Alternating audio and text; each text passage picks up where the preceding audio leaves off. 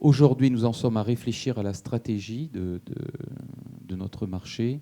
La question que nous posons et que je pose aux fournisseurs, faut-il intégrer les tarifs bleus ou pas sur cet appel d'offres, sachant que les collectivités que nous représentons pour l'essentiel, elles ont certes des tarifs jaunes, mais elles ont aussi beaucoup de bleus. Je vais vous dire oui, bien sûr, là-dessus. Nous, c'est notre... Fonds de commerce. C'est notre combat. On explique aux collectivités qu'il n'y a pas que les tarifs jaunes et les tarifs verts, mais on constate quand même, un mot là-dessus, c'est vrai que le sujet finalement de la fin des tarifs réglementés sur les tarifs jaunes et les tarifs verts embarque les tarifs bleus pour les collectivités. Parce que je répète, dans les tarifs bleus, vous avez l'éclairage public, et ça, c'est quand même un budget significatif. Donc il n'y a pas beaucoup d'efforts à déployer pour convaincre les collectivités que, quitte à s'y mettre pour récupérer les infos, parce que c'est vrai que c'est un sujet, moi j'ai un mot là-dessus, peut-être juste une parenthèse, que c'était le sujet immédiat. C'est vrai que les choses progressent sur la collecte, sur le sujet de la récupération des données. Il y a des groupements de travail qui s'organisent régulièrement avec ERDF, mais on n'en est pas encore, notamment sur les jaunes et sur les verts, à ce qu'on connaît sur les bleus. Parce que sur les bleus, les choses sont simples. On peut basculer aujourd'hui très facilement des grands périmètres de façon, j'allais dire, avec les systèmes d'information qui nous le permettent, ERDF et le fournisseur. Ce qui n'est pas encore le cas sur les jaunes, ça c'est un sujet.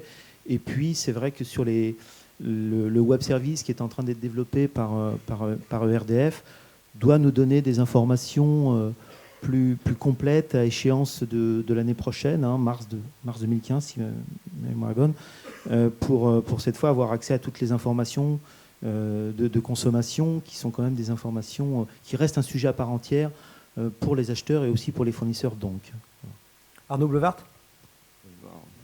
Moi, je ne serais pas favorable parce que on retombera sur la même remarque qu'on a eue tout à l'heure, c'est-à-dire que si vous regroupez les bleus, donc pour lesquels le tarif ne sera pas, continuera à exister au-delà du 1er janvier 2016, vous risquerez d'avoir un nombre limité de fournisseurs qui seront capables de répondre sur ce périmètre. Et donc, peut-être d'avoir une concurrence qui ne sera pas forcément très, très intéressante au niveau du résultat sur les tarifs jaunes ou verts que vous avez dans l'ensemble de votre périmètre. Vous posez un peu la question du groupement qui est tellement divers que... oui, ça finit par limiter. Jean Lalo Oui, mais enfin, rassurez-vous, il y en aura pour tout le monde. Il y aura des petits lots pour les bleus, des lots pour les jaunes, des lots pour les verts, et puis voilà, on va faire des belles couleurs avec ça. Non, mais sérieusement, on a bien compris que ce n'étaient pas les mêmes acteurs suivant les segments de marché. Eh bien, on va vous mettre des petits segments de marché, puis chacun ira chercher ce qu'il a envie de chercher. Chacun va allotir de manière... non, mais les fournisseurs, ils vont aller prendre ce qu'ils ont envie. S'il y en a un qui veut tout prendre comme, j'en sais rien, les acteurs historiques, ils prendront tout, et puis les autres, ils iront cibler, comme Direct Énergie, plus les bleus, l'autre plus les verts. Et voilà. Enovos ira plus sur les verts, et puis ce sera très bien. Marie Weidel.